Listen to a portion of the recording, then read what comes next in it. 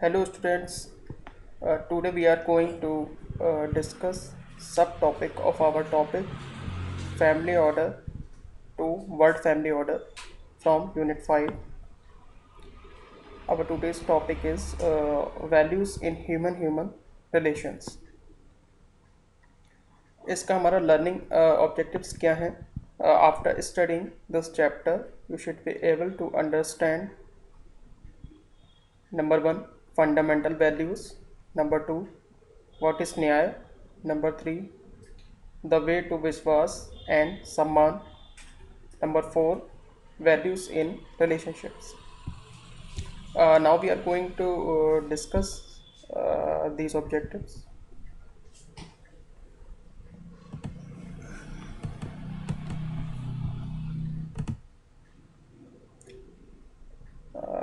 Number 1 is values in relations. इसमें क्या है? नो इंडिविजुअल और nation can live by holding itself apart from the community of others. कोई भी individual है या कोई भी नेशन है तो वो जो भी अदर कम्युनिटीज़ एग्जिस्ट कर रही हैं उनके आसपास, तो उनको साथ में लेकर चलना बहुत ज़रूरी है ना. उसके बिना वो जो भी वैल्यूज़ हैं उनको फुलफ़िल नहीं कर सकते हैं. And when ever such an attempt has been made under false ideas of greatness, policy or holiness, the result has always been the disastrous to the secluding one. ठीक है.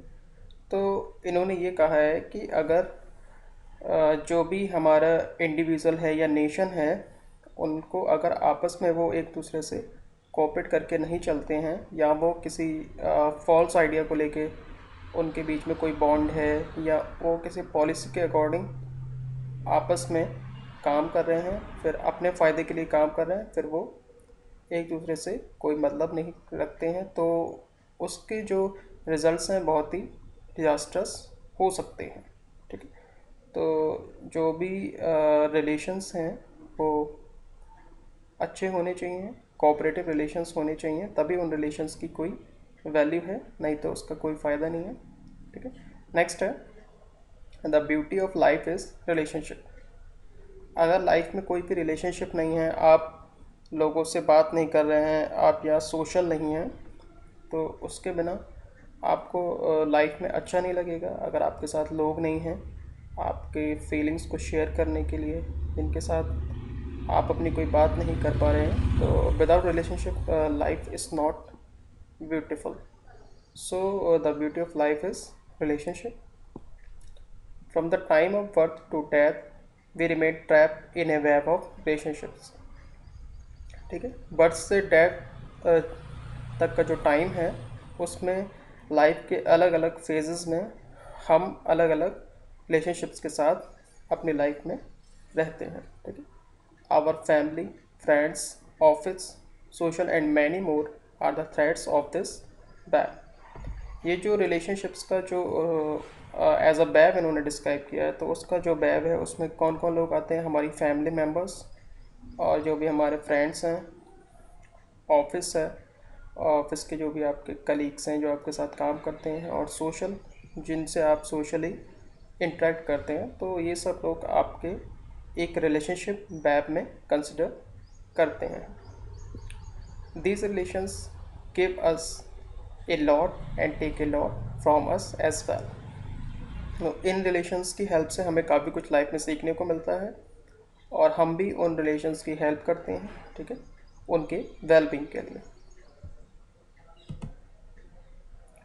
नेक्स्ट है they may change our entire personality even.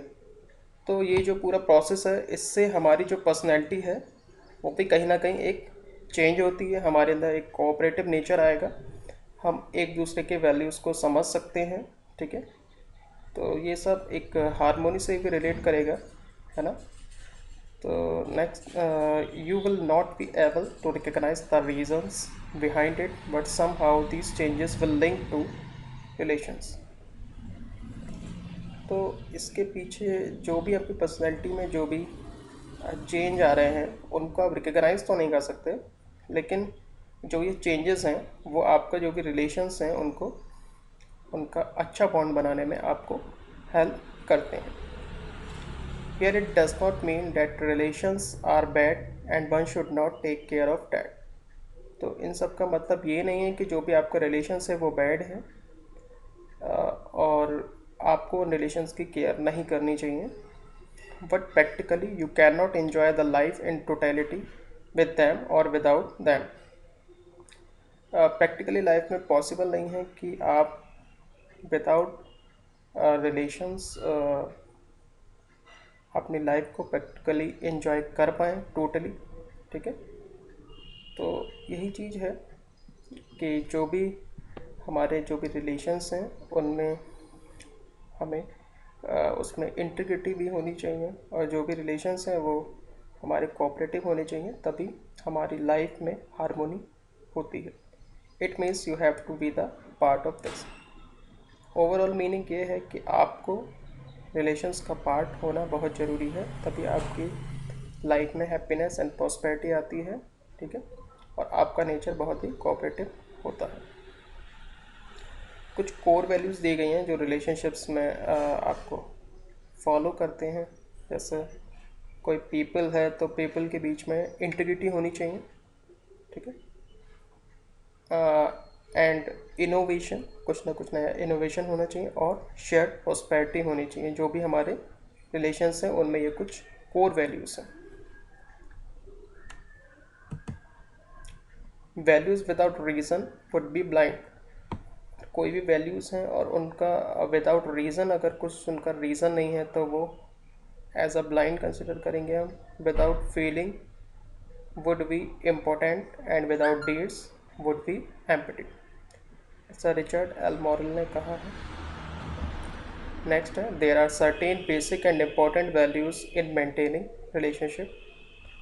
कुछ basic और important values होती हैं किसी भी relationship को मेंटेन करने के लिए. These values we all know are the backbone of health and happy family relations.